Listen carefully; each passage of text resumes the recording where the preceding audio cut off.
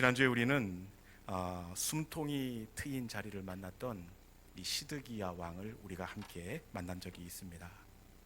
이 바벨론에 의해서 사방으로 우겨싸임을 당하자 시드기야가 숨이 막혀서 죽을 것만 같습니다. 이때 하나님은 포위 가운데 움츠러져 있는 시드기야에게 그동안 내려놓지 못했던 히브리 노예를 돌려보내라. 너가 그동안 움켜쥐었던 히브리 종을 내려놓아라. 이렇게 말씀하십니다. 평상시 같으면 내려놓을 수 없었지만 이 바벨론 군대가 사방으로 포위해서 죽을 것 같으니까 마음이 가난해지는 겁니다. 내려놓을 수 없는 상황이었음에도 불구하고 이 시드기야가 백성의 고관들을 설득하고 종들의 상전을 설득해서 겨우 히브리 종들을 돌려보냅니다. 내려놓을 수 없다고 생각했던 그 히브리 노예를 내려놓았습니다. 이때 하나님은 어떻게 하시느냐? 예루살렘을 포위하고 있었던 이 바벨론을 본국으로 돌아가게 하십니다. 애굽이 바벨론 본토를 기습 공격하니까 예루살렘을 포위하고 있던 바벨론 군대가 정신이 번쩍 나는 겁니다. 그래서 예루살렘이 아니라 이 본토가 걱정이 되어서 이 숨통을 풀고 바벨론 본국으로 떠나가게 되었습니다. 여러분, 그러자 이 시드기야가 숨을 쉴 수 있게 되었어요. 죽을 뻔했다. 이 숨을 쉬게 될 그때에 시드기야가 어떻게 했습니까? 다시 놓아주었던 히브리 노예들을 잡아옵니다. 내려놓았던 그것들을 다시 움켜쥐고 다시 뒤를 돌아보고 말았습니다. 여러분, 숨통이 꽉 막힐 때는 송아지를 쪼개면서 그 사이길로 지나가면서 언약을 하지 않습니까? 하나님, 내가 그 바벨론 군대만 내려 보내주신다면 주님, 내려놓을 수 없는 히브리 종을 내려놓겠습니다. 내가 만약에 그 약속 안 지키면 사람도 아닙니다. 송아지를 쪼개놓고 그 사이를 지나면서 다시 옛 생활로 돌아가면 이 송아지처럼 제가 쪼개지겠습니다. 그렇게 결단했습니다. 그럼에도 불구하고 결국에는 어떻게 되었습니까? 숨을 쉴 수 있게 되니까 다시 옛 생활로 돌아가고 말았습니다. 그런데 이런 경우가 우리 너무나 많아요. 우리가 신앙생활하면서 숨을 못 쉴 만큼 사방으로 우겨싸임을 당할 때는 하나님 어떻게 해요? 하나님 저 좀 살려주세요. 우리 아이만 고쳐주시면 하나님, 제가 하나님의 말씀에 순종하겠습니다. 우리 아이가 이번 닫혀있는 그 직장의 문만 열어주시면 하나님, 제가 뭐든지 하겠습니다. 숨을 못 쉴 때는 하나님 앞에 뭐든지 할 것처럼 그렇게 하시다가 정작 숨통이 트이고 나면 뒤를 돌아보는 경우가 너무나 많이 있습니다.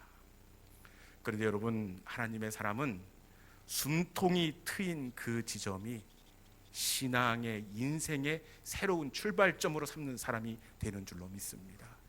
숨통을 열어주시는 그 자리를 그 인생의 신앙의 기념비로 삼고 그 자리를 기억하면서 하나님이 기뻐하시는 삶의 자리로 나아가는 사람입니다. 이 시간 뒤돌아서지 않는 믿음의 성도들이 될 수 있기를 주님의 이름으로 축원합니다. 오늘 본문은 이 예수님의 그 공생의 초기 사역 12제자들을 부르시던 그 시점을 배경으로 하고 있습니다. 12명 중에 가장 먼저 누가 예수님을 만나게 되느냐? 이 안드레가 예수님을 만나게 됩니다.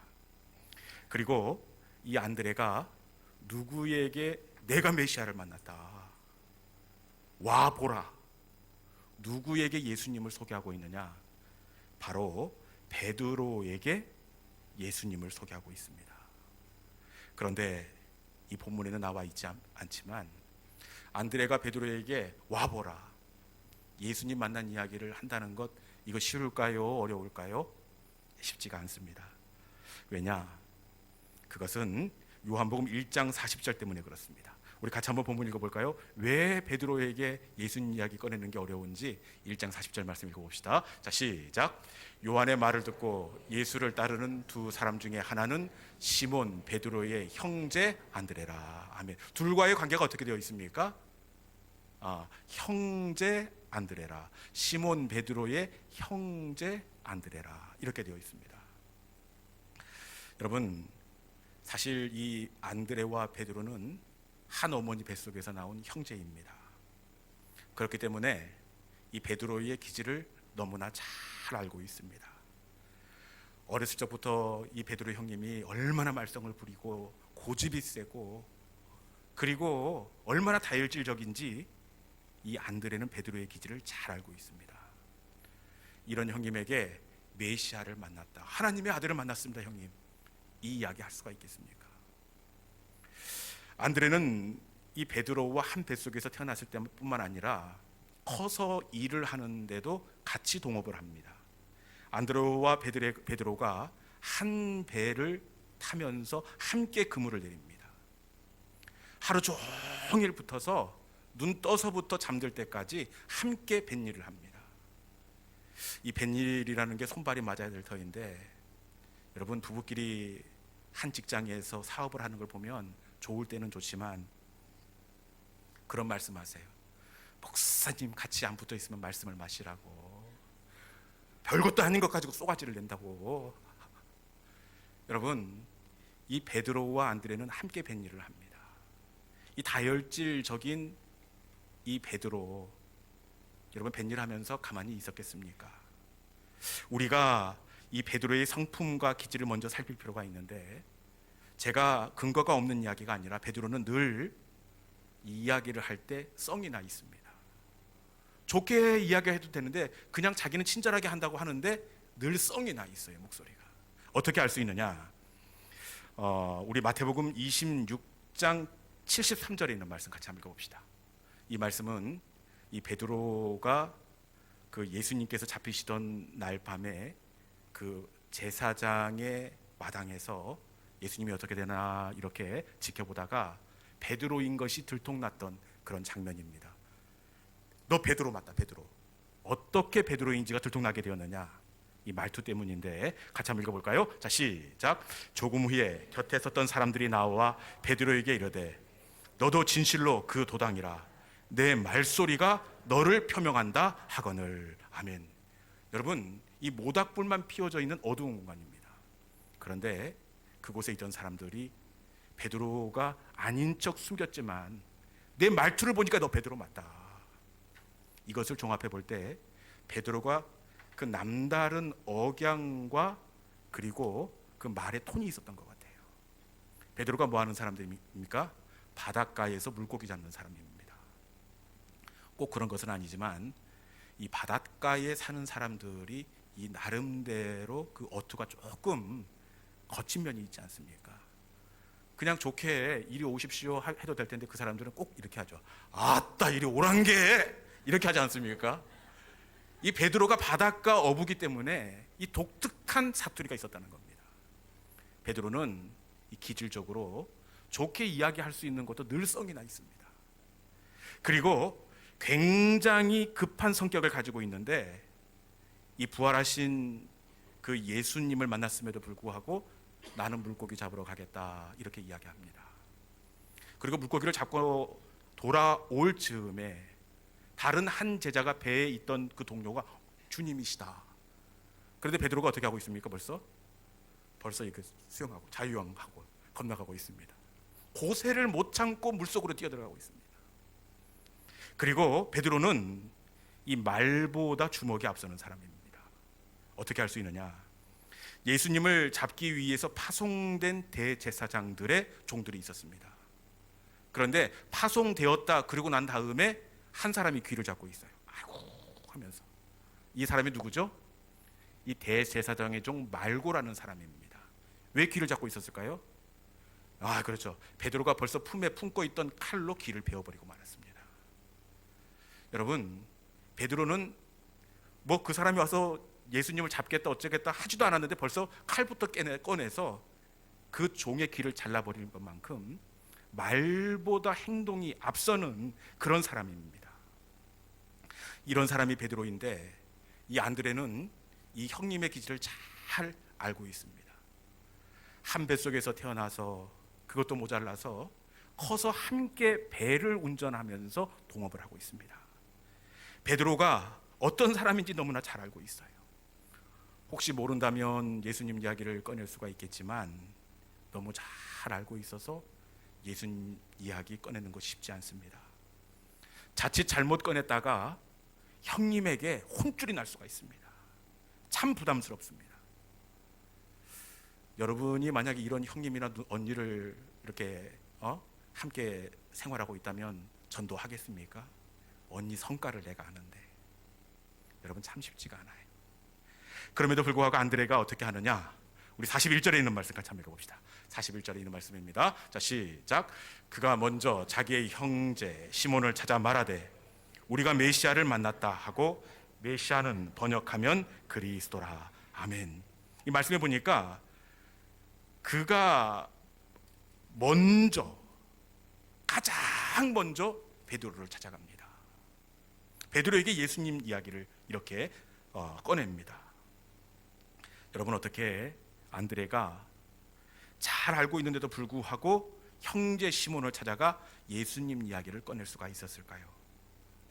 그것은 이 안드레는 겉으로 드러난 형님의 기질만을 보고 형님의 가능성을 살피지 않았기 때문입니다. 다른 사람은 몰라도 우리 형은 절대로 안 된다, 이렇게 스스로 답을 내리지 않았기 때문입니다. 여러분, 이 전도의 시작은 내 생각으로 제한하지 않는 것으로부터 출발합니다. 전도는 풍세를 살피지 않고 씨를 뿌리는 것입니다. 풍세를 살피는 사람은 절대로 씨를 뿌릴 수가 없습니다. 우리 전도서 11장 4절에 있는 말씀 같이 한번 읽어봅시다. 전도서 11장 4절입니다. 자, 시작. 풍세를 살펴보는 자는 파종하지 못할 것이요 구름만 바라보는 자는 거두지 못하리라. 아멘. 누가 씨를 뿌리지 못한다고 합니까? 풍세를 살피는 자는 파종하지 못하리니. 바람 안 부는 날 구름이 어떤지를 살피는 사람은 절대로 파종할 수가 없다, 이렇게 이야기합니다. 그러면서 전도서 기자는 뭐라고 이야기하느냐? 우리 전도서 11장 6절에 있는 말씀 이야기 같이 한번 읽습니다. 자, 시작. 너는 아침에 씨를 뿌리고 저녁에도 손을 놓지 말라. 이것이 잘 될는지 저것이 잘 될는지 혹 둘이 다 잘 될는지 알지 못함이니라. 아멘. 여러분, 씨를 뿌리면 이것이 잘 될는지 저것이 잘 될는지, 아니면 혹 둘 다 잘 될는지 알지 못함이라. 떨어진 씨가 어떻게 될지 모르기에 씨를 뿌리라, 이렇게 말씀하고 있습니다. 전도는 풍세를 살피지 않는 것입니다. 그 사람의 기질과 상황과 성품을 살피지 않고 복음의 씨를 뿌리는 것, 이것이 바로 전도의 출발이 되는 줄로 믿습니다. 나지 아니할까 염려하며 주저하는 것은 우리지만 씨는 반드시 뿌리면 생명으로 자라나게 되어 있습니다. 이 경주에 가면 이 안압지라는 통일신라 시대에 만들어졌던 인공 연못이 있습니다. 예전에 이 연못을 복원하기 위해서 연못 물을 퍼내고 토양을 준설한 일이 있었습니다. 이 흙을 파내려 가다가 이걸 또 재봤나 봐요. 지하 6m라고 이렇게 표현이 되어 있더라고요. 지하 6m 지점에서 작은 씨앗 하나를 발견하게 되었습니다. 지하 6m, 아주 조그마한 씨앗. 이 궁금하잖아요. 이게 도대체 무슨 씨앗이길래 통일신라 시대에 만들어졌던 연못 지하에 이렇게 있는 것일까? 그래서 이 씨를 경북대 농대에 보내서 발화시키기로 했습니다. 수백 년 동안 흙 속에 이렇게 놓여져 있던 씨앗입니다. 누가 봐도 나지 않을 것 같아요. 그런데 씨를 심고 온도와 수분을 맞춰주니까 신기하게도 씨가 움이 트고 싹이 나고 잎사귀가 생기게 되었는데, 이 싹이 바로 창포 씨였다는 사실입니다. 여러분, 수백 년이 지난 씨지만 심으면 반드시 나게 되어 있습니다. 나지 아니할까 염려하는 것은 우리지, 복음의 씨앗도 심으면 반드시 나게 될 줄로 믿습니다. 전도는 풍세를 살피지 않는 겁니다. 그 사람의 기질과 상황 때문에 복음을 들을 수 있는 기회를 빼앗지 않는 겁니다. 다시 들려드리겠습니다. 그 사람의 상황과 기질 때문에 복음을 들을 수 있는 기회를 빼앗지 않는 것입니다. 풍세를 살피지 마시고 복음의 씨를 뿌리는 믿음의 성도들이 될 수 있기를 주님의 이름으로 축원합니다. 우리 형님은 절대로 아닐 거라고 생각을 했어요. 예수님 앞에 나오지도 않을 뿐더러 설령 예수님을 만난다고 하더라도 베드로 형님 절대로 변화될 것 같지 않다고 안드레는 생각했을 수 있습니다. 그럼에도 불구하고 이 베드로 형님이 예수님 앞에 나오자 이 베드로가 어떤 사람이 되었느냐, 안드레가 실은 이 복음의 씨앗 베드로가 어떻게 되었느냐, 우리 본문 42절에 있는 말씀 같이 한번 읽어보도록 하겠습니다. 같이 읽습니다. 자, 시작. 데리고 예수께로 오니 예수께서 보시고 이르시되 내가 요한의 아들 시몬이니 장차 게바라 하리라 하시니라. 게바는 번역하면 베드로라. 아멘. 이 베드로가 어떻게 될 것이라고 예언하고 있습니까? 장차 게바가 되리라. 이 게바는 이 베드로라는 이름인데 이 베드로는 반석이라는 뜻입니다. 여러분, 안드레가 아닐 거라고 생각했던 그 베드로 형님이 마침내 복음을 받아들인 다음에 어떻게 되었습니까? 예수님의 말씀대로 초대교회 가운데 반석과 같은 믿음의 지도자가 될 수가 있었습니다. 부활하신 이후에 요동치는 초대교회를 중심을 단단히 잡아주는 사람이 되었습니다. 그리고 아닐 거라고 생각했던 이 베드로 속에 누가 있었습니까? 베드로 속에 스데반 집사님이 있었고 베드로 속에 베드로 전서와 베드로 후서 성경이 들어 있었습니다. 여러분, 투박하고 거친 베드로 속에 이런 엄청난 보배가 들어 있을 것이라고 누가 알았습니까? 하나님은 안드레의 생각보다, 안드레의 기대보다 더 큰 일을 베드로를 통해서 행하신 하나님이 되시는 줄로 믿습니다. 혹시 우리 중에 내 시각으로 복음의 기회에서 배제시킨 우리 옆에 지인들이 있을 수 있습니다. 다른 사람은 혹시 몰라도 저 인간은 절대로 가능성이 없다, 답을 내린 그런 우리 주변에 사람이 있을 수 있습니다. 저 사람이 예수 믿으면 오히려 하나님의 손가락질 받을 것인데 우리 스스로 풍세를 살피면서 그 사람을 복음을 들을 수 있는 기회조차 빼앗아 버린 경우가 있을 수 있다는 겁니다. 여러분, 이것은 우리 생각이지 베드로 속에 크고 비밀한 것을 담아 놓았듯이 그 사람 속에 무엇을 담아 놓았을지 아무도 모릅니다. 나보다 더 위대하게 하나님 앞에 쓰임받는 영적인 베드로가 될 수 있습니다. 풍세를 살피지 마시고 복음의 씨를 뿌리는 믿음의 성도들이 될 수 있기를 주님의 이름으로 축원합니다. 저희 가정을 봐도 내가 전도한 그 사람이 어떻게 쓰일지 그건 아무도 모를 일이더라고요. 우리 가정을 봐도 그래요. 지금부터 100년 전 저주받은 그 여인, 그 할머니 속에 우리 가정이 들어있을 줄 아무도 몰랐습니다. 언젠가 제가 말씀드린 적이 있는데 저희 할머니는 아주 어린 시절에 시집을 오셔서 11명의 자녀를 생산하셨습니다. 그런데 아이들이 자라다가 죽고 낳다가 죽고 그렇게 11명의 자녀들을 모두 떠나보냈습니다. 여러분, 말이 그렇지 11명 얼마나 상실감이 크겠습니까? 어떻게 살 수가 있겠습니까? 동네에서는 사람 취급 안 합니다. 재수 없는 여자라고 손가락질하면서 멀리했습니다. 이런 여인에게 교회 다니시는 분이라고 하더라도 교회 가자고 이야기하겠습니까? 못합니다. 받아들일 것 같은 상황이 아니지 않습니까? 그럼에도 불구하고 옆집에 사시는 집사님 한 분이 아주머니 교회 가자고 그 이야기를 툭 던졌다는 겁니다. 그리고 무슨 일인지 할머니가 의외로 쉽게 그 다음 주부터 교회에 가시게 되었습니다. 그리고 얼마 지 않아 아이가 생기게 되었는데 그 아이가 우리 아버지입니다. 네. 그리고 그 속에 목회하시는 형님, 사역하시는 사모님, 누님, 그리고 우리 시온 영광교회를 담임하고 있는 제가 들어있을 줄 누가 알았습니까? 여러분, 그 속에 무엇이 들어있을지 아무도 모릅니다.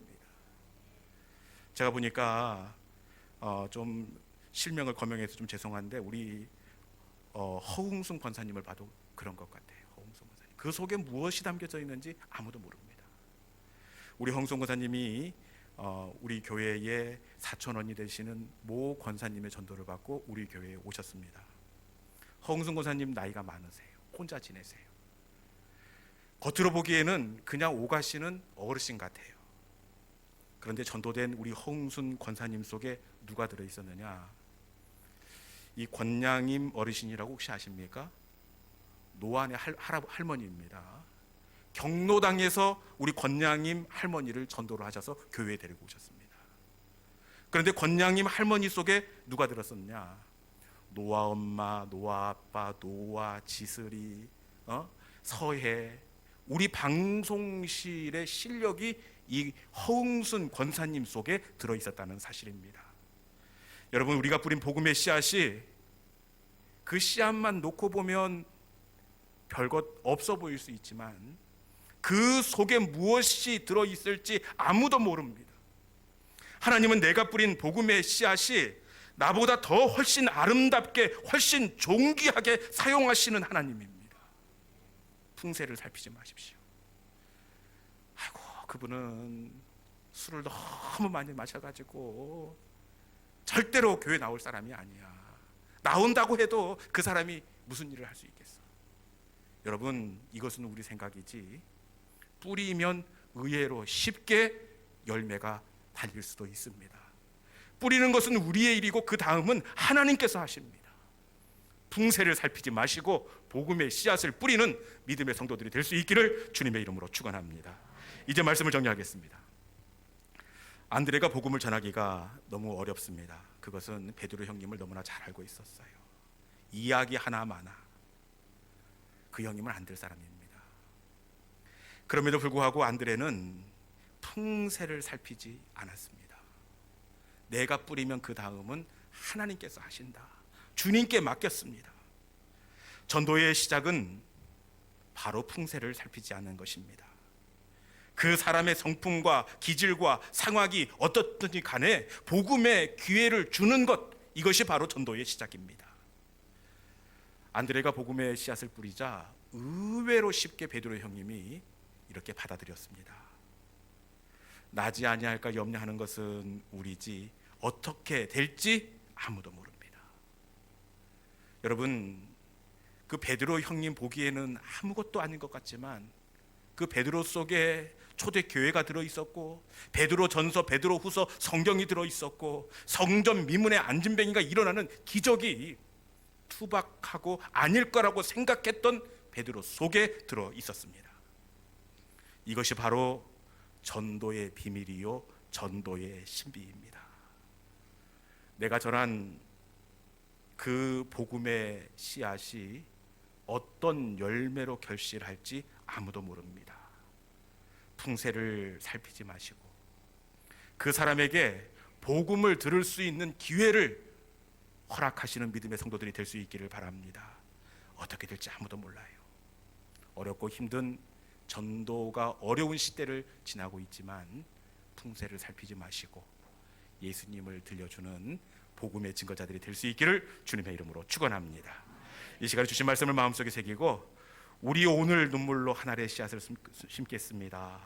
하나님, 황폐하였던 그 땅 어디서나 그들이 꽃들이 되어서 피어나는 은혜가 있게 하여 주시옵소서. 하나님, 이 시간 눈물로 다시 기도의 전도의 씨앗을 심겠습니다. 우리 마음을 담아서 우리 오늘 눈물로 함께 찬양하겠습니다.